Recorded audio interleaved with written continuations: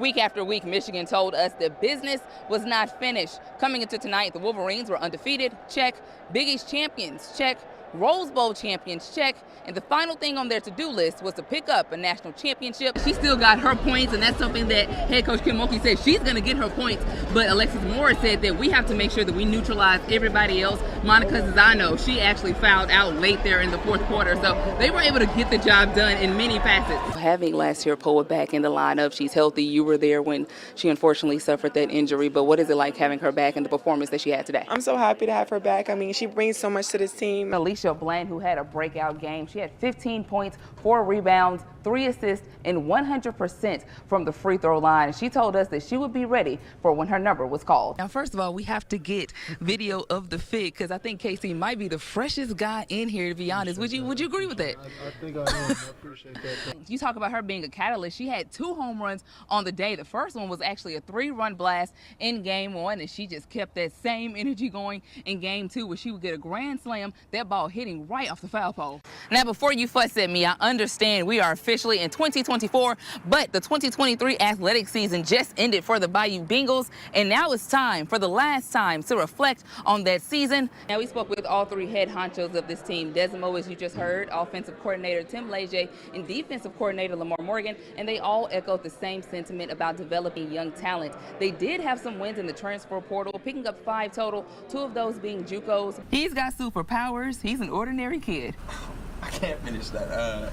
It's Ben 10. He's got superpowers, he's no ordinary kid, he's Ben 10. Now, this contest is a story of brotherly love. We see it all the time in the NFL. You see the Kelseys or you see the Manning's dynasty. Well, tonight I introduce you to the Malirons, who bring a special talent to their squads. Before I let you go, it seemed to be a little uncertainty after the season on if you were going to come back or not.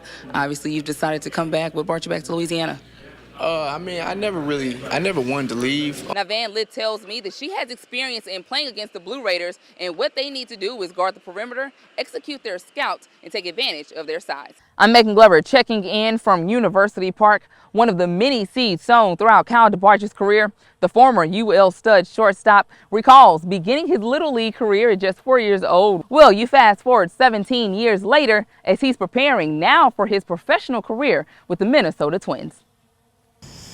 I'm going to be a big leaguer one day. I'm pinning this tweet so when I make it, I can laugh at all the people who said I couldn't. Hashtag dream big. The dream was never delayed or denied for Kyle DeBarge. Instead, it was the perfect pitch, allowing him to go yard in his baseball journey. It's been chaotic, but I mean, just a lot of emotions. That's what you dreamed for. The next stop, heading north to join the Minnesota Twins organization, a group who he feels is adding a thoroughbred winner. Best contact rates in the draft, winning player. Debo has experienced many highs on the diamond, from Little League All-Star Awards to being a 2-time state champion with Barb High to All-American honors and more at Louisiana. And to this point, his biggest yet in the vermilion and white. When you hear highest draft pick of Louisiana program history, what does that mean to you? I mean, that's been my dream ever since I wanted to go to UL. There's so many great players that's gone through UL, and to be the highest draft pick out of there, can't even really wrap my head around it.